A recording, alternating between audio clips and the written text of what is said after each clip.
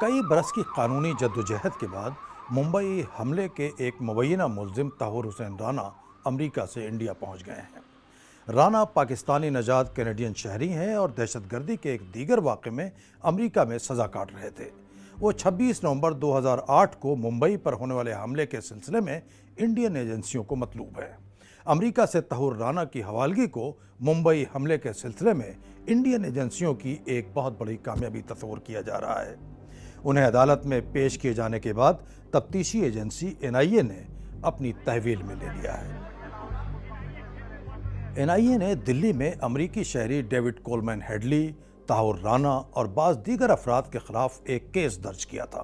ان پر الزام ہے کہ انہوں نے لشکر طیبہ اور حرکت جہاد اسلامی کے ساتھ مل کر ممبئی اور انڈیا کے دوسرے شہروں میں دہشت گردانہ کارروائیوں کے لیے مجرمانہ سازش کی تھی۔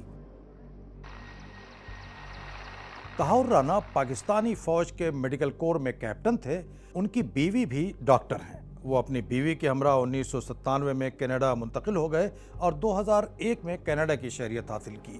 بعد میں انہوں نے شکاگو میں ایک امیگریشن فرم قائم کی۔ ان پر الزام ہے کہ انہوں نے ممبئی میں اپنی فرم کا دفتر کھول کر اپنے دوست اور امریکی شہری ڈیوڈ کولمین ہیڈلی کو وہاں ملازمت دی۔ ایجنسی کے مطابق ڈیوڈ کولمین نے ہی ممبئی کے ان مقامات کی نشاندہی کی تھی جہاں بعد میں دہشت گردانہ حملہ کیا گیا۔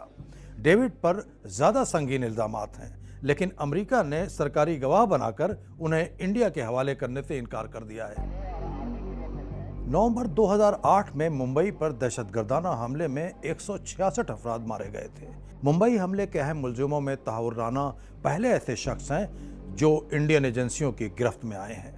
NIA یہ امید کر رہی ہے کہ ان سے پوچھ گچھ سے وہ ممبئی حملے میں ملوث تنظیموں اور مبینہ حکومتی اداروں کی تہہ تک پہنچ سکے گی۔ انڈیا میں سیکیورٹی کے ماہرین کا یہ خیال ہے کہ طاہر رانا سے پوچھ گچھ سے نئے انکشافات سامنے آ سکتے ہیں، جس سے پاکستان پر آنے والے دنوں میں سفارتی اور قانونی دباؤ بڑھ سکتا ہے۔ لیکن حکومت پاکستان نے طاہر حسین رانا کو پہلے ہی ڈس اون کر دیا ہے۔ پاکستان کا کہنا ہے کہ رانا کینیڈین شہری ہیں اور اس کا ان سے کوئی تعلق نہیں ہے۔